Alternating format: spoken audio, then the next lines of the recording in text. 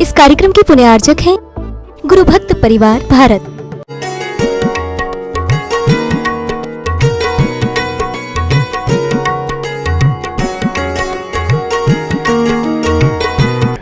और दही के साथ और भी चीज़ें खाते हैं बंधुओं, आप भी अगर खाते हो बंद कर देना, नहीं तो ये बीमारी सफ़ेद दाग से तुम ग्रसित हो जाओगे, आहार देने से वंचित हो जाओगे, भगवान का अभिषेक करने से वंचित हो जाओगे, बहुत सारी धार्मिक क्रियाओं से वंचित हो जाओगे, अभिषेक करने से वंचित हो जाओगे।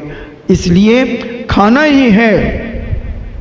महाराज जी ये 4 अंगुल की जिह्वा मानती नहीं है महाराज जी, इसकी रसना इंद्री बहुत तेज है, बहुत खाना चाहती है। खैर अभी बताता हूँ। तो ये सारी चीज़ें हमारे जीवन के लिए नुकसानदायक है। महाराज जी आप ये भी कह सकते हैं कि ऐसे कैसे हो सकता है कि ऐसे इल्लियाँ पैदा हो जाती हैं। तो मैंने एक उदाहरण दिया था कि एक पंडित जी लगभग 100-150 साल पहले एक गांव से दूसरे गांव जा रहे थे, तो उन्होंने देखा कि एक कच्चा सा मकान बना हुआ है और वहाँ बहुत सारे तीतर हैं। तीतर आप जानते हैं ना, तीतर हैं, अब उनकी कटघरा बंद है। पंडित जी खड़े हो गए थोड़ी देर, क्योंकि पहले आदमी बहुत सीधा और सरल होता था। खड़े हो गए तो वो तीतर पालने वाला बोला, बहू जी क्या बात है? पंडित जी क्या बात है? बोले बेटा हम ये देख रहे हैं इतने सारे तीतर हैं तुम्हारे पास, इनको क्या खिलाते हो? तो बोले बहू जी आप जैन हैं, आप डांटना मत। तो बोले नहीं बेटा बताओ। तो बोले गांव में छाछ तो फ्री में मिल जाती है, क्योंकि घर घर गाय भैंसें होती हैं और छाछ इतनी होती है तो हम सबके यहाँ से थोड़ी थोड़ी छाछ ले आते हैं। और ये 50 कुंडे रखे, कूड़े रखे हुए मिट्टी के जो सकोरे टाइप के होते हैं, बोले इसमें हम छाछ डाल देते हैं और हमारे परिवार के लोग थोड़ा बेसन डाल कर इसमें हम लोग थूक देते हैं और थूकते ही इसमें छोटे छोटे कीड़े उत्पन्न हो जाते हैं, जिसे आप लोग इल्लियाँ कहते हैं। और वो इल्ली इसमें उत्पन्न हो जाती है और थोड़ी देर और हम इसके घुमा देते हैं लकड़ी से, तो वो पूरा बेसन इसमें घुल जाता है। 2-3 बार और थूक देते हैं और बहुत जल्दी उसमें कीड़े इल्लियाँ उचकने लगती हैं। हम अपने तीतरों को छोड़ देते हैं और वो तीतर उसमें से इल्लियों को चुग लेते हैं। पंडित जी ने एक पुस्तक में लिखा, मैंने पढ़ा था उसे, तो ये प्रैक्टिकल उन्होंने कर लिया, तुम मत कर लेना, नहीं तो वो जीव मरेंगे तो उसकी हत्या का पाप तुम्हें लगेगा। मेरी बात पर विश्वास कर लेना। और वो चुगते हैं, इससे हम उन तीतरों का पालन करते हैं। तुम्हारे मुंह में भी असंख्यात इल्लियाँ पैदा हो जाती हैं और एक आध क्या अपन तो 4-5 दही बड़े फटकार जाते हैं और खा जाते हैं। ये सारी इल्लियाँ यानी मांस, 2 इंद्री से मांस की उपमा विभूषित हो जाता है। 2 इंद्री, पहले एक इंद्री में मांस की उपमा नहीं, वनस्पति में मांस नहीं है, मगर 2 इंद्री से जो लट होती है, ऐसे जो मटर की फल्ली में एक इल्ली निकलती है ना ग्रीन कलर की, ऐसे चलती है, वही छोटी छोटी सफ़ेद इल्लियाँ उस दही बड़े में हो जाती हैं। और आप जब उसे खाते हैं तो वह विनाशक भी हैं और हिंसक भी हैं, आप मांसाहारी की कोटि में आ जाएंगे। तो अहिंसा के जब हम प्रचारक हैं, हम अहिंसा धर्म को मानने वाले लोग हैं, तो हम इससे बचें। पहला कार्य, अहिंसा के बहुत सारे पहलू हैं और हिंसा के भी बहुत सारे पहलू हैं जो आप घर में रह कर के भी हिंसक हैं। नमक, कैप्टन कुक आयोडीन युक्त, आपके यहाँ नमक आता है। नमक की भी एक्सपायर डेट कही हमारे यहाँ पर, जब तक नमक को पीसा नहीं है तुमने तब तक वो डिल्ली है नमक, और पिसने के बाद 48 मिनट के अंदर उसमें जीव उत्पन्न होने लगते हैं पिसे हुए नमक में। और आपके घर में तो 15 दिन 1 महीने के पैकेट आ ही जाते हैं। रोज रोज कौन जाएगा महाराज जी नमक लेने, तो हम तो महीने भर में 3 पैकेट, 2 पैकेट, 5 पैकेट ऐसे मंगा लेते हैं।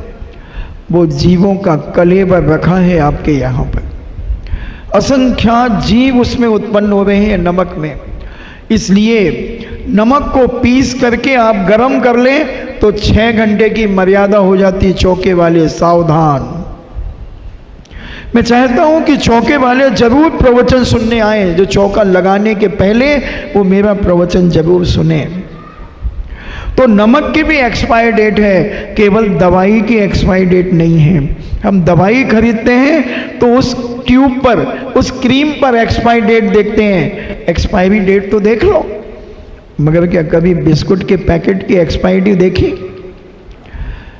मिर्ची मसाले घरों में बाजार के आने लगे, मैदा बाजार की आने लगी, सारी चीजें बाजार की आने लगी। क्या करोगे? कब की पिसी है मैदा, कब का पिसा है मसाला, पैकेट में बंद है, और बाजार का जैन के घर में? मुझे नहीं होता विश्वास। तो दही बड़ा आप अगर खाना ही चाहते हैं तो आप आटे का बड़ा बना लें। आटे का बड़ा बना लें, दाल का ना बनाएं। आटे का बना लें, मैदा का बना लें, मक्के का बना लें, ज्वार का बना लें, और वो दही में लेकर के आप खा लें। मगर दही बनाने की प्रक्रिया मैंने पहले बता दी है, उसमें आप खा लें। नहीं महाराज जी, वो तो दाल का ही टेस्टी लगता है, उसके बिना तो अच्छा नहीं लगता। रायता भी तो आटे की नुक्ती बना लो और दही में डाल लो, छाछ में डाल लो, रायता बन जाएगा। अब कल तो नारियल का भी दूध निकल जाता है, रस निकल जाता है, उसमें डाल लो। महाराज जी आप समझते नहीं हो, कहाँ की बातें करते हो, टेस्ट ही नहीं आता। और हम टेस्ट के लिए जी रहे हैं, हम खाने के लिए जी रहे हैं कि जीने के लिए खा रहे हैं? बताओ, खाने के लिए जी रहे हो या जीने के लिए खा रहे हो? हम तो सच बता रहे हैं, जीने के लिए खा रहे हैं, और तुम खाने के लिए जी रहे हो। जब भी तुम नीचे बैठे हो, मगर फिर भी हम चौकी पे बैठे हैं, हम चौकीदार हैं, और तुम जमीन पे बैठे हो, तुम जमींदार हो। तुम जमींदार हो, मैं चौकीदार हूं। मगर चौकीदार का कर्तव्य है सुरक्षा करना, रक्षा करना। इसीलिए पूज्य गुरुदेव ने आगरा वालों की रक्षा करने के लिए भेजा है कि इन्हें विकृति से बचा करके सुकृत बनाओ, इनके जीवन को शुद्ध पवित्र करो, इनकी भोजन की थाली का शुद्धिकरण करो। और भोजन की थाली का अगर शुद्धिकरण हो गया तो मानसिक शुद्धिकरण हो जाएगा, और मानसिक जब शुद्धिकरण होगा तो वाचनिक शुद्धिकरण हो जाएगा,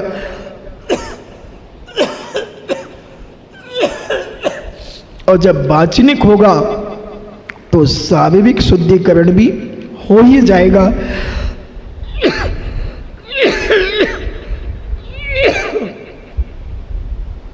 तो हम दही बड़ा ही खाना चाहते हैं तो पहले बड़ा खा लो,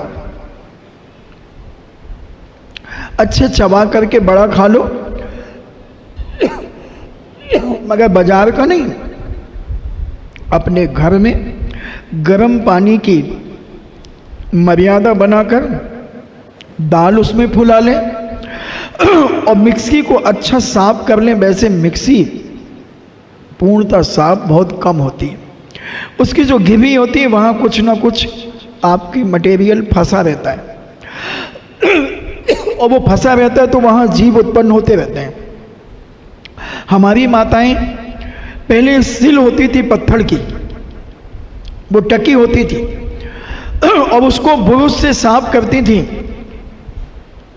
और उस पे अपनी दाल को, एक लोड़ा होता था पत्थर का, उससे बांटती थी, उससे पीसती थी और फिर उस सिल को पूरा बुरुश से उसके खड्डे अड्डे सब साफ करके और सुखा करके रख लेती थी।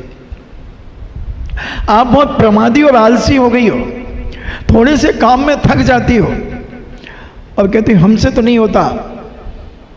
और खाना सब कुछ है, और खाना सब कुछ, और खाना यहाँ खाना वहाँ पाखाना, यहाँ खाना वहाँ पाखाना, और करना क्या है? क्या करते हो बोलो? इतना भोजन करने के बाद कितना खा गए तुम? मैं तुम्हारा आंकड़ा बताऊं, एक बार में अगर 400 ग्राम तुम्हारा भोजन ले लो एक टाइम का भोजन 400 ग्राम तो खा लेते होगे। एक महीने में 12 किलो, एक साल में 144 किलो, और अगर 55 साल के हो गए तो 5 साल बचपन के निकाल दो, 77 कुंटल खा गए। सुनो रे खबोड़ो, एक बार में 77 कुंटल तो 2 बार तुमने खाया तो कितना खा गए? 154 कुंटल खा गए। 5 साल बचपन के निकाल दो, दोनों टाइम का भोजन 154 कुंटल, यानी 154 बोरे, छल्ली लगा दो 1.5 ट्रक खा गए तुम। कोई अनाज के व्यापारी से पूछ लेना कितनी बड़ी छल्ली लगेगी 150 बोरों की, और फिर भी भूखे के भूखे कितना खा गए सोचो तो जरा। और पानी कितना पी गए? एक दिन में अगर 3 लीटर पानी ले लें तो एक महीने में 90 लीटर होता है, और एक साल में 1080 लीटर पानी तुम पी गए। फिर भी प्यासे के प्यासे, फिर भी भूखे के भूखे। थोड़ा सोचो कितना खा गए। कोई तो इससे ज़्यादा भी खाता होगा, मैं तो 400 ग्राम का ही आंकड़ा ले रहा हूँ। महाराज जी 100 ग्राम तो जलेबी पोहा ही फटकार जाते हैं, कचौरी फटकार जाते हैं सवेरे। 2 कचौरी खा ली तो 100 ग्राम की तो हो ही गई। फिर भी कोई बात नहीं, इतना खाने के बाद भी हम क्या कर रहे हैं? हम कैसे अहिंसक बनेंगे? देखो तो जरा वो आलू की, क्या बोलते हैं वो, क्या खाते हैं वो, आलू की पुड़ी क्या खाते हैं यहाँ पर? कब के आलू रखे हैं, उनमें तार आ जाता है, ऐसे चिपचिपापन आ जाता है, और सवेरे फिर कढ़ाई में डाल करके वो घाट घाट करके और फिर दे देता है, और मुन्ना भाई लगे रहो, मुन्ने भाई खाते रहते हैं। क्या है? जिसके परिवार के बच्चे, जिनके परिवार के भाई, जिनके परिवार के पति बाजार में खाते हैं, तो मैं तो यही समझता हूं कि उनके परिवार की माताएं बहनें अपाहिज हैं, अपाहिज हैं। अबे अपाहिज भी कचौड़ी बना लेता है। एक अपाहिज का वीडियो दिखाया मुझे अभी कि उसका इतना हाथ कटा हुआ है। एक होटल में काम करता है आदमी, और उसका एक हाथ है, एक कटा हुआ है। वो क्या करता है, लोई बनाता है एक हाथ से मैदे की, और इतना गोला बना करके यूं करता है, यहाँ चिपकाता है और कढ़ाई में डाल देता है। आप वीडियो देख लेना, मोबाइल में पड़ी है वीडियो। सोचें, विचार करें, कितने असंख्यात जीव इस बाहु में होते हैं, और लोग देख रहे हैं और खा रहे हैं। वो बना रहा है और होटल में खा रहे हैं लोग, वो बस यूं लेता है, खट यूं डालता है। कैसे खा रहे हो तुम? क्या खा रहे हो? थोड़ा सा विवेक रखो। इतने हिंसक मत हो जाओ अपने जीवन में। अहिंसा को जीवित रहने दो, अहिंसा को जीवित रहने दो। इसलिए मैंने कहा था, अहिंसा की बात करना और अहिंसा से बात करने में जमीन और आसमान का अंतर है। इसलिए अहिंसा से बात करना सीखने का प्रयास करो। अहिंसा की तो बहुत बातें हो गई। हमने ये भी बताया था कि ऐसे भी बिस्कुट के पैकेट पैक किए जाते हैं जिनमें थूक लगा लगा करके बिस्कुट के पैकेट पैक किए जाते हैं। पैरों के अंगूठे टोस्ट में, बिस्कुट में, डबल रोटियों में, पॉपुलरों में, उनमें लगा करके और डिब्बे पैक किए जाते हैं। आपके वीडियो में पड़ा हुआ है सब। जान जान कर अंध बने हो, आंखन बांधी पार्टी। इन्हें तुम सब जान रहे हो, उसके बाद भी खा रहे हो। क्या तुम्हारा ये अहिंसा धर्म है? थोड़ा सोचें और समझें बंधुओं। ये मनुष्य पर्याय मिली, हम पढ़े लिखे लोग हैं, हमें हर चीज़ विवेकपूर्ण होना चाहिए। अपने हाथों से बना करके खिलाना चाहिए और खाना चाहिए। हम इतने प्रमादी और आलसी ना हो जाएं कि हमारा परिवार बाहर का अभक्ष वस्तु खा करके अपने मानसिकता को बिगाड़ना शुरू कर दें। क्योंकि नीति है, जैसा खाओगे अन्न वैसा होगा मन, और जैसा पियोगे पानी वैसी होगी वाणी। तो मैं कह रहा था, अब बड़ा खाना ही है तो शुद्धिपूर्वक दही और शुद्धिपूर्वक उसकी दाल आदि को करके और फिर उसका बड़ा बना ले, और पहले बड़ा खा ले, पहले बड़ा खा ले और फिर अच्छा कुल्ला कर ले, कहीं दांत में बड़ा फंसा ना हो। और कुल्ला आदि करके फिर दही या छाछ पी लें और दही छाछ पी करके थोड़ा सा लौट लें, दही बड़ा बन जाएगा। इसलिए लुटा रहा हूं कि एक घटना हमें बुजुर्गों ने जबलपुर की सुनाई थी। एक आज़ाद डेयरी कमानिया गेट के जस्ट बाजू में थी। तो वहाँ एक सरदार जी पहुँचे। वहाँ एक दूध की दुकान थी पहले, अब तो वो मार्केट टाइप का बन गया। अभी मैं 2011 में जब मैंने वहाँ चतुर्मास किया तो मैंने लोगों से पूछा कि यहाँ एक आज़ाद डेयरी थी। बोले महाराज जी वो तो सब टुकड़ों टुकड़ों में बिक गई और सब ने अपनी अपनी दुकानें खोल ली। तो मुझे वहाँ स्मरण आया कि एक दादाजी ने मुझे बताया था। तो एक सरदार जी आए दूध पीने, बहुत भूख लगी थी सरदार जी को। तो बोले ओ पुत्र दूध दे दूध। तो उस डेयरी वाले ने बोला सरदार जी कितना? अरे 1.5 लीटर दे।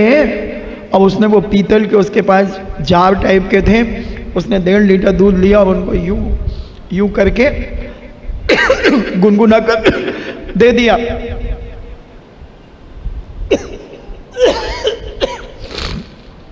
बड़े गिलास थे, 3-3 पाव 2 गिलास भर दिए और सरदार जी बहुत भूखे थे। सरदार जी गट गट गट करके पी गए और पैसे देके जाने लगे। तो दुकानदार कहता ओ सरदार जी मैंने इसमें शक्कर नहीं डाली थी। तो सरदार कहता ला। उसने अपनी अंजुली में शक्कर ली और फांकी और वहां लौटने लगा। वहां लौटने लगा। दुकानदार घबरा गया कि इसको कोई रिएक्शन तो नहीं हो गया। दुकानदार ने कपड़ा पकड़ा और कढ़ाई का हैंडल पकड़ के कढ़ाई पलटाई और शटर गिरा के जाने लगा। इतने में सरदार जी खड़े हो गए। बोले पुत्र की जा रहा? बोले सरदार जी तुम ठीक तो हो ना? बोले हाँ मैं ठीक हूँ। उसने सोचा मेरे दूध से कोई इसे बीमारी रिएक्शन हो गया होगा, अभी पुलिस वुलिस आ जाएगी। तो सरदार जी तुम अभी लौट क्यों रहे थे? अरे पुत्र मैं तो शक्कर मिला रहा था दूध में। तो मैंने सोचा कि तुम्हें अगर दही बड़ा खाना ही है तो हमारा शांति सागर भवन और हमारा निर्मल सदन बहुत बड़ा हाल है, ऊपर नीचे 3 मंजिल हाल है, छत भी है और यहाँ भी है। तो तुम भी ऐसे ही करके आओ और यहाँ लौटो। जय सिया राम। हो गया काम। दही भी खा लिया, बड़ा भी खा लिया और अंदर पेट में दही बड़ा भी बन गया। तो आप समझें और जानने का प्रयास करें, अपने जीवन में अहिंसा को समझें। अहिंसा, जहाँ अहिंसा है वहीं सब कुछ है और जहाँ अहिंसा नहीं है वहाँ सब कुछ होते हुए भी कुछ नहीं है बंधु, कुछ नहीं है। तो अहिंसा की बात करना और अहिंसा से बात करना अपन फिर चर्चा करेंगे इन्हीं मंगल भावना के साथ। परम पूजनी द्वादशांग जिनवाणी माता की।